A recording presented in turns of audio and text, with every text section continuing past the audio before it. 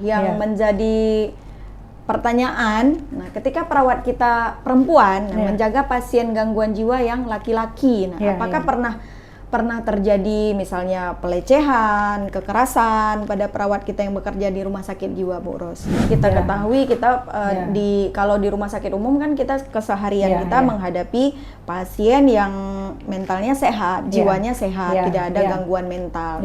Sementara kan teman-teman perawat di sini harus menghadapi orang-orang yang dalam tanda kutip memiliki keterbatasan pastinya. Tentu saya punya pengetahuan, punya mental yang kuat selaku seorang perawat jiwa, ya kan? Jangan-jangan perawat jiwanya udah cemas duluan, itu kan nggak kuat kan? Nggak adekuat nggak bisa dalam tuh ya, nggak bisa kerja di rumah sakit jiwa.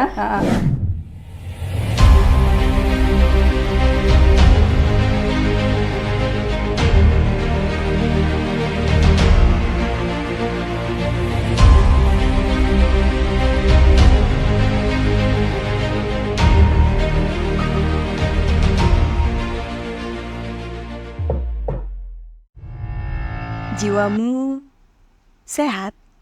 Assalamualaikum warahmatullahi wabarakatuh. Jumpa lagi bersama saya Anita Alshifa di Sehat Jiwa Podcast, channel resmi milik Rumah Sakit Jiwa. Sahabat sejiwa yang berbahagia, selama puasa ini kita tetap tayang dan dengan semangat yang sama. Seperti kita ketahui bersama bahwa banyak profesi yang bekerja di rumah sakit jiwa. Salah satunya adalah ada profesi keperawatan yang organisasi profesi PPNI baru saja berulang tahun yang ke-17 Maret beberapa hari yang lalu. Di usia organisasi PPNI yang ke-50, yaitu usia emas, mengusung tema peduli untuk bersinergi. Nah, karena kita membahas hari keperawatan, maka kita mengundang bersama hari ini sudah hadir di studio sederhana kita seorang perawat senior yang bekerja di rumah sakit jiwa. Dan ini dia sudah hadir bersama kita Ibu Nasros Laini, Eskep MSI. Apa kabar Ibu Ros? Terima kasih Bu Anita sudah mengundang saya hari ini di podcast kesehatan jiwa kita di rumah sakit jiwa kita sendiri. Alhamdulillah dengan ada podcast ini mudah-mudahan semua informasi terkait dengan kesehatan jiwa, keperawatan jiwa bisa diketahui oleh masyarakat yang membutuhkan. Besar harapan kita nanti podcast ini juga bisa melebar ke hal-hal yang lebih positif lain, Bu Ros ya? Iya, tentu saja. Bu Ros, bekerja di rumah sakit jiwa sejak kapan, Bu Ros? Tahun 99. Wah, ini benar legend, sudah lama sekali. Berarti berapa tahun itu ya? Iya, jauh tahun ya. Saya masih SD tuh, Bu Ros. Iya, baik ya. Iya, Bu Ros, saat ini kita ketahui rumah sakit jiwa kan cuma satu ya di Provinsi Aceh. Iya. Nah, pasien kita yang ada di rumah sakit jiwa itu sekitaran berapa, Bu Ros? Yang dirawat oleh teman-teman kita? Iya. Pada hari ini pasien kita ada 296 orang sesuai dengan data sensus harian kita, karena setiap hari memang kita ada dibuat sensus harian. Nah, sedangkan jumlah perawat kita itu adalah ada 264 orang, berarti perbandingannya tidak terlalu signifikan, hampir 1:1 ya. Itu memang kuota yang harus dipenuhi gitu ya? Ya, kita kan ada perencanaan untuk pola ketenagaan keperawatan. Jadi pola ketenagaan keperawatan itu bidang keperawatan membuat perencanaan setiap tahunnya. Tahun ini berapa kita membutuhkan tenaga keperawatan yang akan bekerja di bidang keperawatan di rumah sakit jiwa kita ini sebagai seorang perawat klinik ya. Jadi sesuai dengan pola ketenagaan.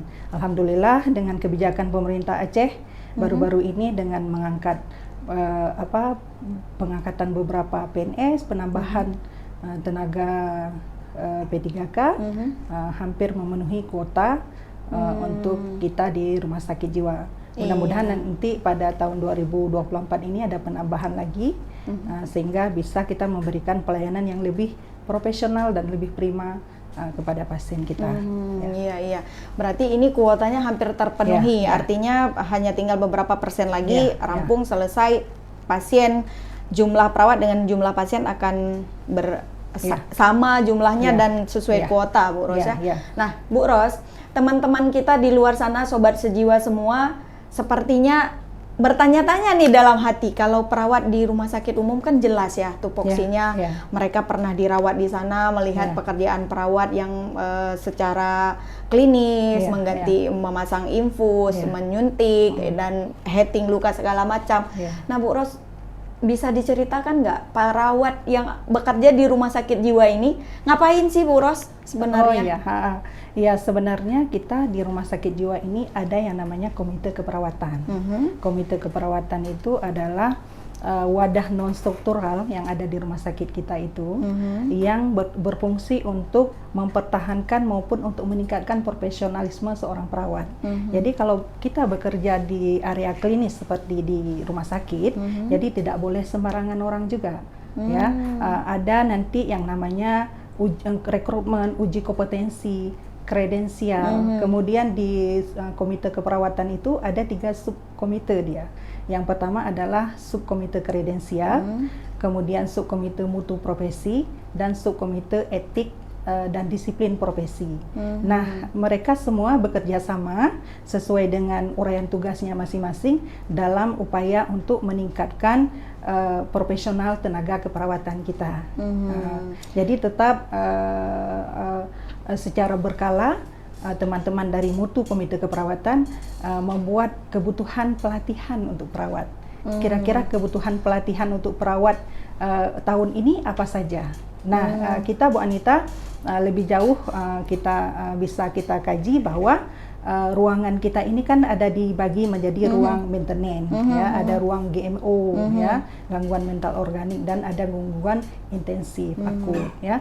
Ada 17 ruangan sebenarnya di sini, ya. Kalau yang di ruang intensif itu termasuk IGD, NAPSA, kemudian ruang seruni, kemudian ruang mawar subakut, ya, kemudian ruang melati, kemudian yang ruang lainnya juga ada ruang anak remaja, ruang GMO seperti melur, ya. Jadi ada 17 ruangan yang ada di rumah sakit jiwa ini. Siapa yang bekerja di situ adalah perawat klinik, karena sesuai dengan amanat peraturan Menteri Kesehatan nomor 40 tahun 2017 tentang jenjang karir profesional perawat itu, bahwa perawat yang ada di rumah sakit itu namanya perawat klinik, ya. Jadi kita ada perawat klinik 1, 2, 3. Apa? Di mana tadi ulangnya? Jenjang tadi yang jenjang fungsional. Ya. Jenjang fungsional. Jenjang karir perawat itu, kalau yang di perawat klinik itu ada perawat klinik 1, ada prapika dia, prapika. Kalau misalnya Ibu Anita tamatan D3 keperawatan atau S1 keperawatan, tapi masih bekerja di bawah 1 tahun, itu namanya prapika. Seperti kita magang, artinya kita bekerja di ruangan itu harus dengan mentorship dari teman-teman yang senior. Misalnya berarti kalau pra-PK belum bisa langsung akses ke pasien gitu, bisa langsung, tapi di bawah pengawasan, di bawah pengawasan, bimbingan. Nah, kemudian dia kalau PK1 itu untuk ketentuan untuk D3-nya misalnya sudah lebih dari 3 tahun, kalau nurse-nya sudah lebih dari 4 tahun itu, terus berjenjang sampai dia PK5. Kalau PK5 nanti ada yang spesialis maupun subspesialis. Nah, di kita itu sendiri sudah ada banyak sekali nurse, D3 hanya sedikit. Kemudian teman-teman yang spesialis keperawatan sudah ada 1 orang.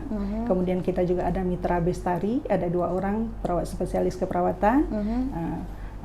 Teman-teman jangan putus asa untuk terus sekolah, ya. Bisa jadi nanti pada suatu ketika kita mempunyai perawat spesialis keperawatan. Ya, lebih banyak lagi ya Bu Ros yang bisa bekerja di rumah sakit jiwa. Nah, terkait tadi Bu Anita tentang pekerjaan perawat sesuai dengan uraian tugasnya masing-masing. Setelah dilakukan kredensial, tentu kan ada uraian tugas rincian kewenangan klinis yang dikeluarkan oleh direktur, nanti ada surat penugasan klinis.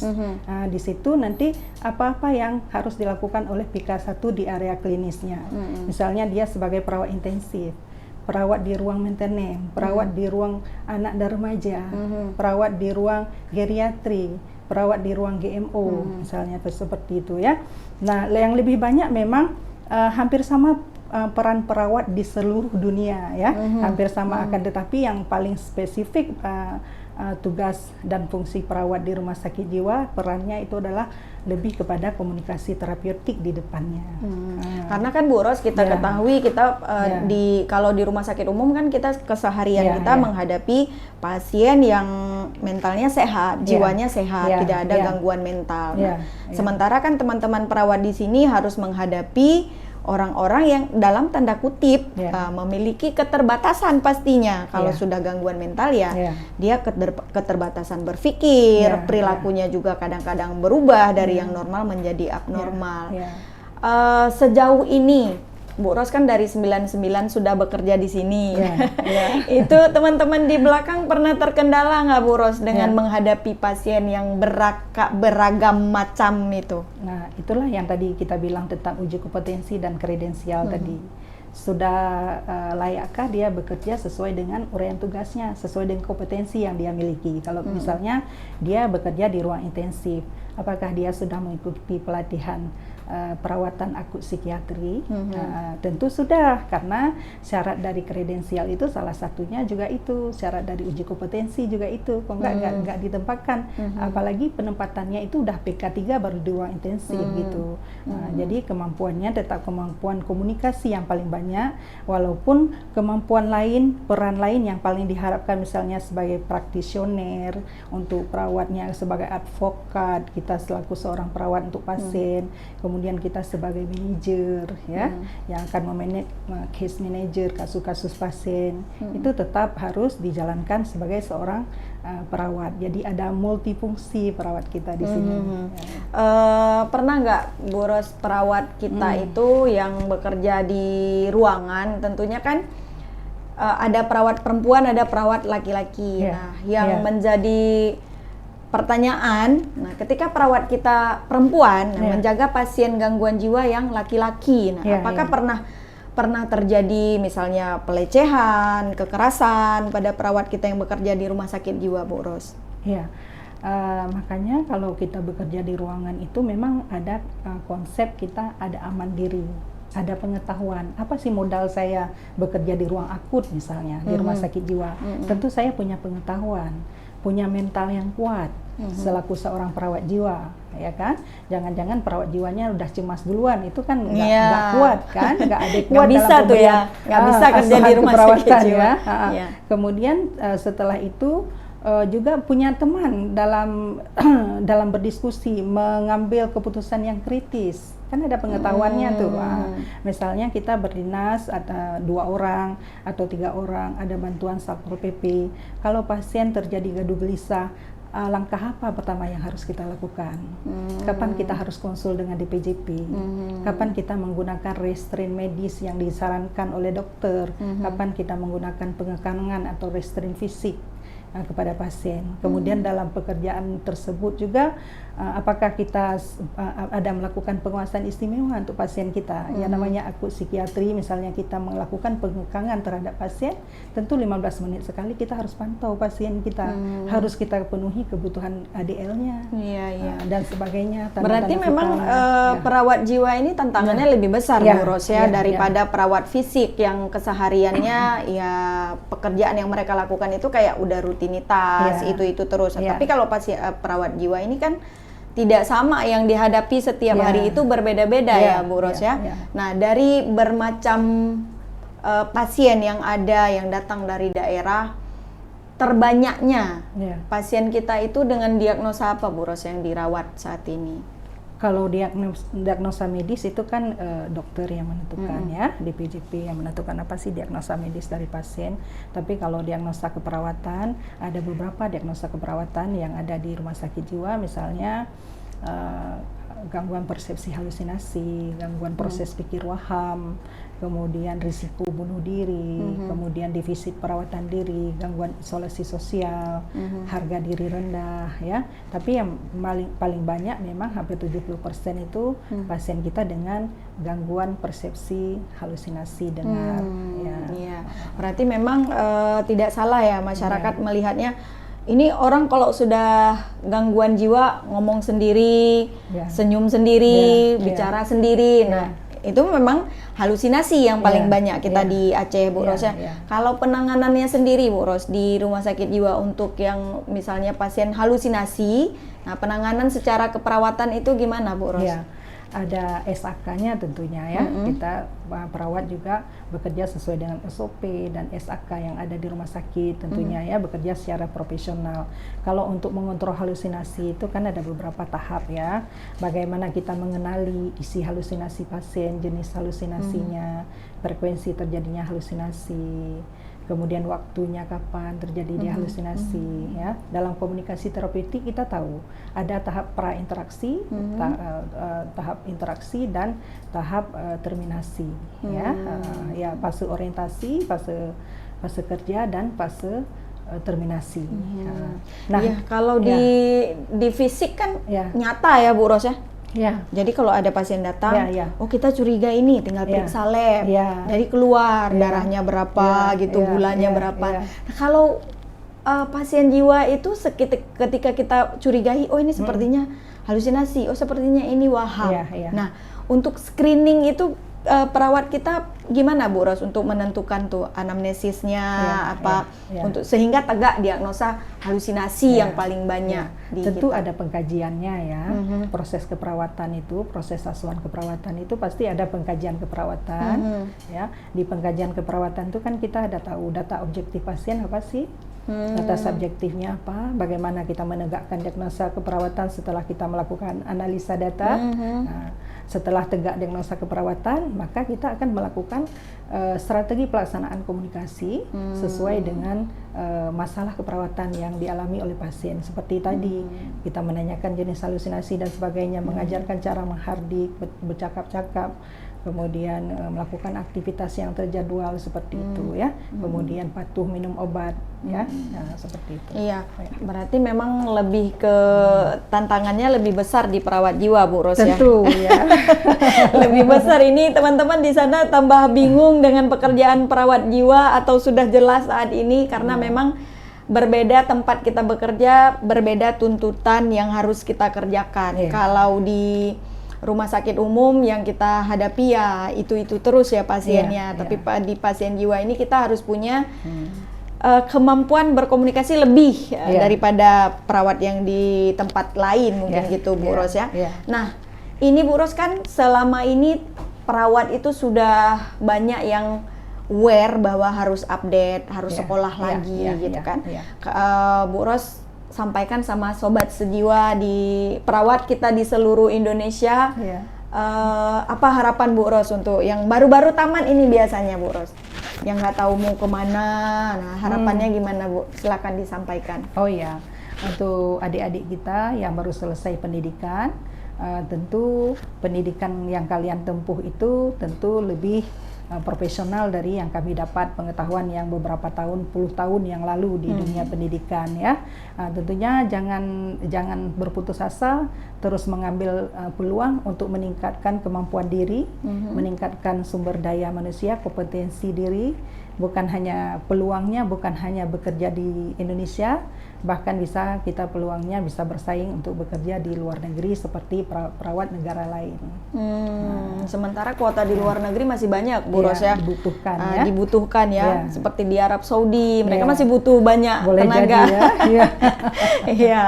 Ya, Bu Ros, ini momentum ulang tahun PPNI yang ke-50 yang mengusung tema peduli untuk sinergisitas. Nah, sejauh ini perawat jiwa terus bersinergi ini ya, bersinergi dengan keluarga pasien, bersinergi dengan lingkungan. Nah, Bu Ros, apa sih yang harus dilakukan oleh masyarakat di luar sana untuk mendukung profesi perawat di 50 tahun ini bersinergi lah dengan perawat kita gitu kan. Perawat kita ada di lini terendah juga di puskesmas gitu, Bu Ros.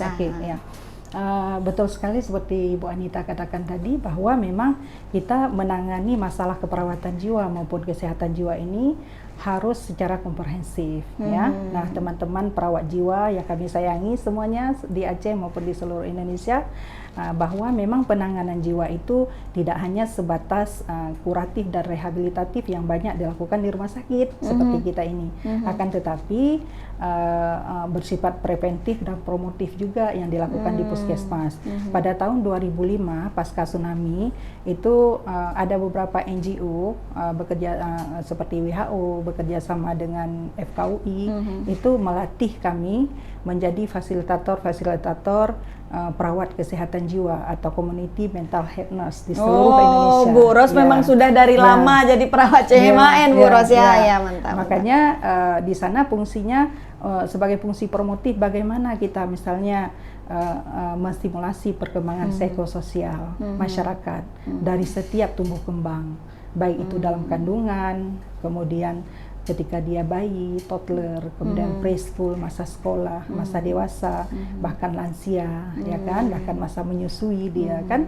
Nah, apabila perkembangan psikososialnya itu bagus, tentunya harapan kita bahwa angka dalam kesehatan mental, gangguan kesehatan mental itu bisa kita tekan. Banyak loh, kita sesuai dengan riset kesehatan dasar di Indonesia pada tahun 2004, 2014, 2017, 2018 ya, 2013 bahwa memang angka pasien-pasien gangguan jiwa berat itu misalnya di Aceh pernah 1,9, pernah 1,7, pernah misalnya kita ambil aja 1% ya Bu Anita yang gangguan jiwa berat.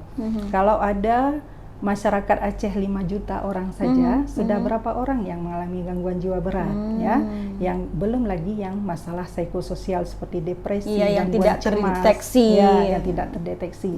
Makanya teman-teman coba ambil peluang untuk jangan hanya di ranah kuratif dan rehabilitatif, kemudian ambil peluang di daerah, di ranah-ranah promotif seperti di puskesmas, mengunjungi sekolah-sekolah. Bagus sekali kemarin kita ada pameran rumah sakit jiwa ikut juga bagiannya di Blang Padang. Di situ saya termasuk salah satu juga yang teman-teman adik-adik SMP konsultasi tentang masalah kesehatan jiwa. Banyak sekali kita temukan adanya masalah-masalah kesehatan jiwa tentang sibling dalam keluarga, kemudian kecewa dengan peran orang tuanya, merasa tidak disayangi, bahkan ada yang sudah mencoba bunuh diri, seperti itu. Jadi dari situ sebenarnya yang kita rekrut, kita lihat, kita menjemput bola supaya angka masalah kesehatan jiwa ini bisa ditekan, atau paling tidak kita bisa membuat pasien-pasien kita yang sudah mengalami gangguan jiwa berat menjadi produktif kembali dan bisa diterima selama mungkin di masyarakat. Iya, jangan sebulan di rumah, 3 bulan di sini, Bu Rosa. Jadi jangan heran teman-teman semuanya kalau berkunjung ke Rumah Sakit Jiwa Aceh itu hampir semua perawat kita itu mengenali pasiennya, karena memang yang relapse itu adalah perawat pasien-pasien yang sama kembali lagi. Ketika dia sudah dibawa pulang, kemudian dia dirawat oleh keluarga, dia relapse dibawa lagi ke sini. Variasi sekali memang dan tugas mulia dari perawat kita yang bekerja sehari-hari di Rumah Sakit Jiwa.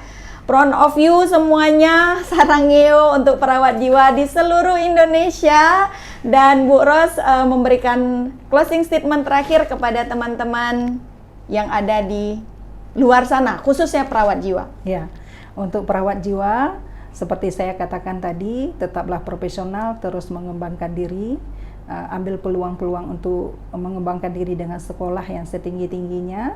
Kita bekerja di sini sebagai mitra dengan profesi yang lain, baik itu dokter, tenaga kesehatan lainnya, maupun tenaga penunjang lainnya, bahwa peluang-peluang dan tantangan-tantangan dari keperawatan jiwa itu banyak sekali ya. Itu bisa kita atasi dengan tingginya pengetahuan, bekerja keras, punya mental yang kuat ya.